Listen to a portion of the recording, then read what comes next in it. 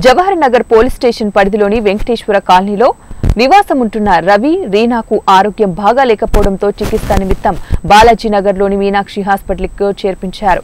Night డ్యూటీలో ఉన్న డాక్టర్లు నర్సులు గ్లూకోజ్ పెట్టి చేతులు దులుపుకున్నారు. గ్లూకోజ్ పెట్టిన వెంటనే రక్తం కారుతుందని తల్లి చెప్పడంతో నర్సు వచ్చి సరిచేసి తిరిగి వెళ్లిపోయింది. అలాగే బ్లడ్ కారుతూ పేషెంట్ కు వేసుకున్న గౌను, పేషెంట్ పడుకున్న మంచంతో పాటు పేషెంట్ కూడా పూర్తిగా రక్తంతో తడిసిపోయింది.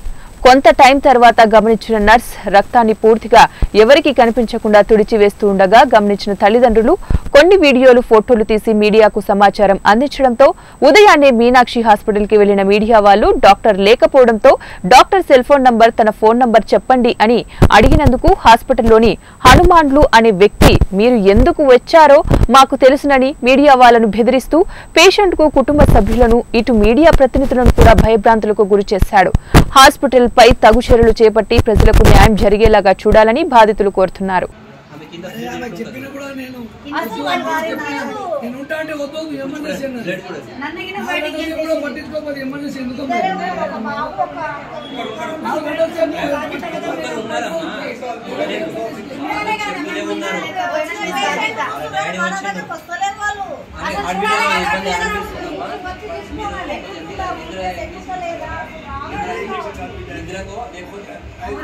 Emergency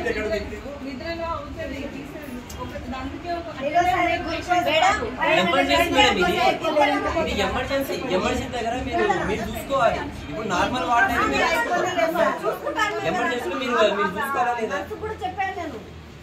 emergency